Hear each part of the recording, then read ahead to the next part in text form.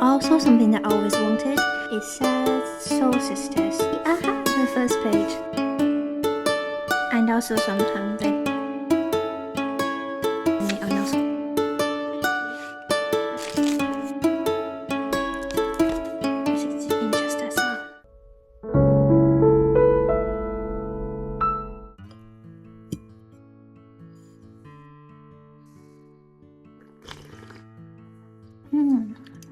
Hi, this video is about to introduce my little Hobonichi week's journal.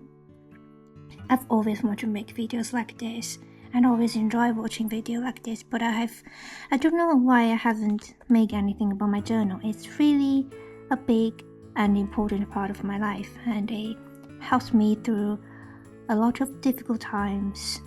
So this is 2025 Hobonichi weeks. It's not mega, it's just a normal weeks and special edition of the Moon Me. And I believe you're not in Japan, you wouldn't get this one. This is also my first Hobonichi weeks. So for 2024, I had Hobonichi cousin, the big one. And I enjoyed that as well, but I have never been taking the cousin with me outside of my house because it's so chunky to bring it everywhere. If there's one thing that I can control, one thing that shows it's any sense of sanity in this world is going to be in your pocket, and you can flip through anytime you want. And it's just really comforting to bring something so close to your heart with you all the time. Also, when I'm not in the mood to bring my journal, I would bring my little comforting plush. It's really irrelevant, but so her name is Daisy. It's a Jellycat plushie that one of my best friends got me on my birthday, and since then she's been my comforting bunny. And whenever I think I'm going to have a bad day, I will bring her with me and just stroke her, and it always calm me. Something that I want to show you. So this pen is also something that I always wanted. It's a Pilot Japan, the capless fountain pen. So you can it's like a ball pen and click to show the nib, and it's really smooth. Quickly write something. So it's really smooth, it's like butter, and because it's a golden nib. When I first writing with this pen, I was just astonished how utterly smooth this experience is. And I've wanted this pen since I was 13 or 12 years old.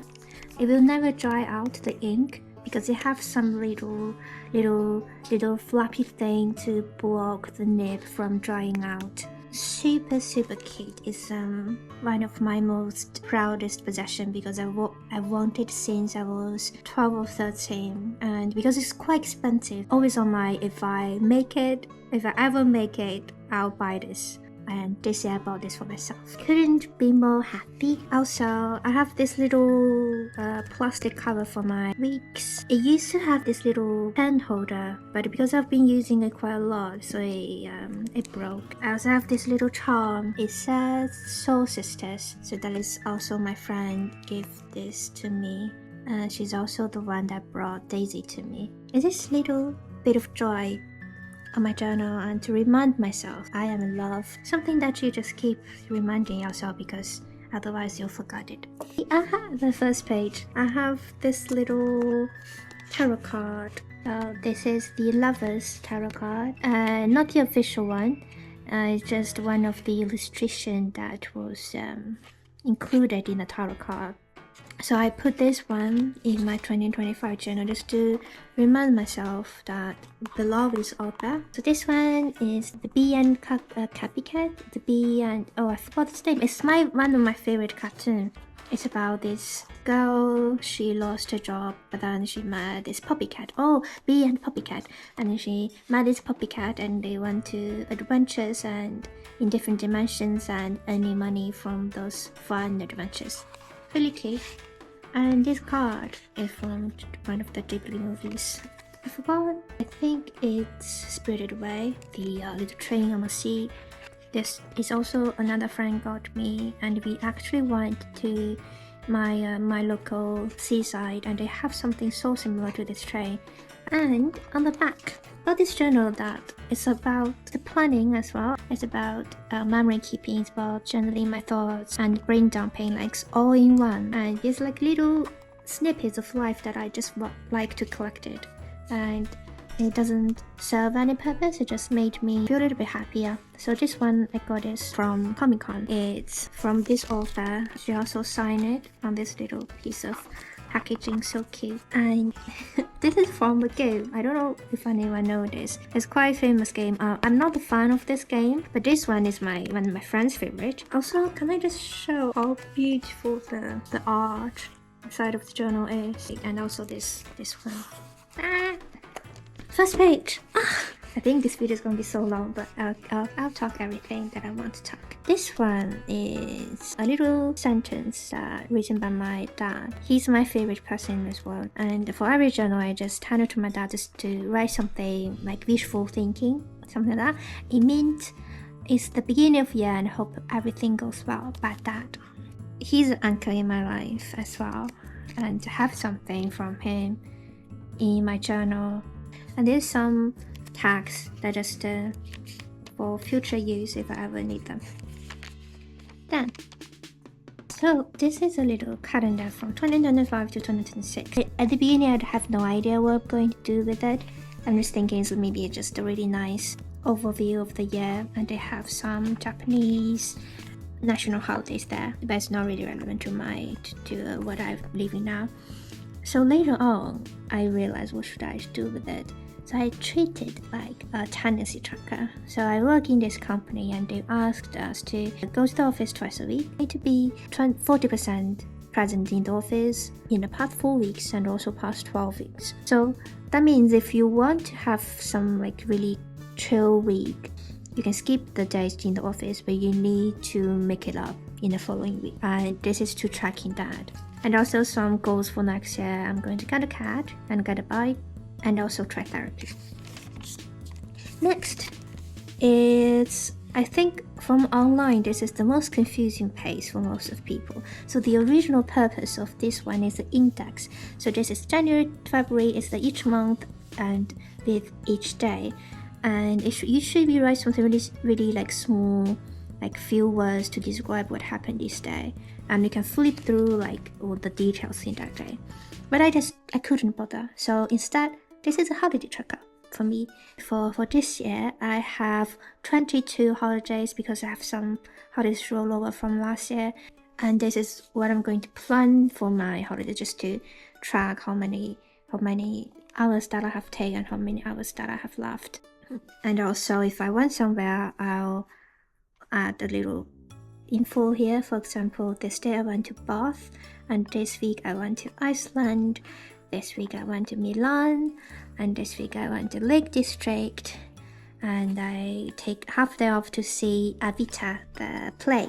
Super good. Rachel now is my favorite singer now. And move to the monthly wheel. I didn't track the monthly wheel quite often because I mostly just use the weekly, but it's something that really nice to plan out and to see an overview of what I'm going to do. Normally, I'll write the backlog of this month, the side of the month on the side of this column, and I'll write my appointment and things that I want to do. There's something already planned out on the dates in the box. And on this little thing, some is really not consistent. Sometimes I write the wishing list, and something I just write something that the insights of this month. And also sometimes I just collect things that from that month. This one, we went to the arcade, and this is one of the game ticket.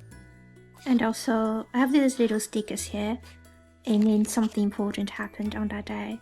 And now I'm just using it to document which day is the phase of the moon, because I'm also doing moon journaling to tracking the progression of the moon and also making the little rituals. If you're interested in moonology and moon rituals, you can just search moon rituals, and basically just for the beginning of the new moon, you write something down like your goals for this moon, and for the quarter of the moon, you release something that didn't serve you in the past, and for the full moon, you release fully. It really brings a little sanity in my life. I've been following moon journal and moon ritual for the past 6 years or so. It really served me well. My life changed dramatically in a good way, thanks to my moon, my little moon goddess. I mean, she's guiding me and she helped me manifest all of that. This is the month that I went to Iceland. It's my first time traveling to Europe by myself. It's such a beautiful, beautiful country, and I saw the Northern Light. Not really bright, but I saw her. Everybody's so nice there, and I love women is a really strong presence in the country and in the city, Reykjavik. I just feel so safe there. So flip through. It's not perfect at all. It's really chaotic and messy. But I think the more messy my journal is, the more clear my mind is. May is my birthday month. Really special to me because this is the Jelly Cat label that I got Daisy. I'm 26. I turned 26 this year, and I got my very first birthday song this year. One of my resolution and one thing that I want to manifest is to have a group of people that I love sing happy birthday song to me. You know, some people when people sing happy birthday song to them, they are really awkward and embarrassed because you can't really do anything during that time. You just listen to the song, but it's some experience that I never had, and I was so jealous of people that could celebrate birthday with their loved ones and hosting parties, have birthday cakes, blow the candle. And this year I thought, if nobody's going to do it for me, I'm going to do it for myself. And we had so much fun. And one of my friends, she brought me a birthday balloon. That is my very first birthday balloon. And it brought me so much joy. I kept for until later this year, until it no longer flows. And July, that was the month for preparing for my interview, and even though I didn't get that, but I learned a lot through the preparation. I brushed my knowledge about data science and AI architecture, and also not only the technical side, but also philosophical side. How is it going to impact humanity, and what it means to have a super intelligence that is smarter than the human to exist among us. And even though I knew what is under the hood of these big neural networks, actually, do I know that? I know how it works theoretically, but because of the neural network backpropagation, no one knows how it updates the weights, to be honest. And it brought me to think about my own brains and how I'm learning just like those neural networks are learning, and I'm extracting patterns and have the reinforcement loop from my environment, from the people around me, and I'm upgrading my weights in my brain just like how neural networks are upgrading their weights. And yeah, this 2 months, July and August, it's just a lot of reading, a lot of studying. I enjoyed it, but sometimes I go too far and I burn out. And I was on the brink of losing my mind, of all the stress going on. So just during one of these months, I think the July I got my autism assessment, and on the 1st of July, on the 1st of September, I got my result. It was positive. I was navigating I'm still learning. The biggest change that I got my result was I tried to relax my voice. The voice control was something that I'm always trying, always struggling, always experimenting. And after the autism, after the assessment, after the results came out, I just realized all of that was masking, and that's why I'm always tired. The way that I'm dread about every social interaction, because every social interaction for me is a performance. I need to mentally prepare for that.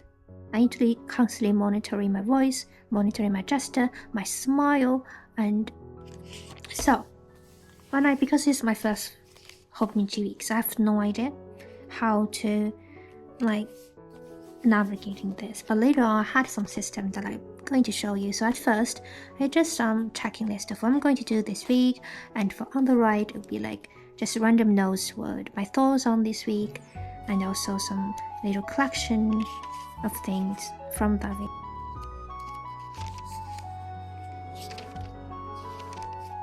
And then I added something new. So instead of just calling like a Christmas week or just no title at all, I started to call my backlog weekly quest because it just feels more fun to call your day-to-day life is a little quest. So I'm going on this little quest to become a better version of myself, so on. So I added this, and later on I added up improvement and start doing list. So this is my weekly quest, and this is the thing that I'm going to do that week. And for this part, I'm going to something that I discovered about myself and something I want to do it better for the future. Like this is like full time in morning for creation work. Also something that I found out about myself this year was if I'm not creating, if I'm not doing art, if I'm not doing journaling, really, I've got really depressed and really anxious and just not a really mindset to do anything.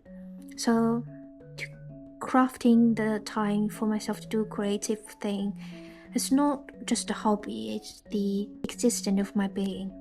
I'm still trying to do that, even though I know creation is really important to me, but sometimes I just lie in bed doing nothing.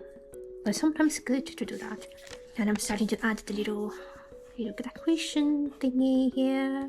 And here I was adding the little challenge or like a habit tracker on each page. This one, wake up before 8, work off 3 times, calorie tracking and piano practice. It shows each date of the week, and if I actually done that on that day, I would highlight it. And I was trying that. And from the March, I did something like good job list. So instead of just checking what I have done, I'm also checking what I have done well. And this is also something quite common in my journal, which is also serving as a junk journal. This week was my Iceland week, my Iceland trip. And I cropped out some pictures from the magazine, from the traveling magazine. And from April, I was trying to tracking more things. It's becoming more systematic.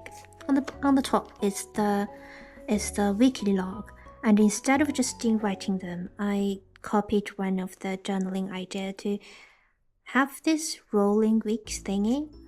Is having the day of the week and the things you want to write, the thing you want to down this week. And if you plan to do things on that day, have a little dot. If you done it on that day, have a little cross.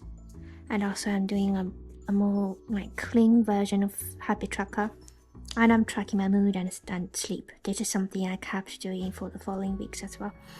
And a weekly review of what I have learned this week, what I want to improve in the following week. And something really important from this week is loved moment. Something that made me feel accepted in this world.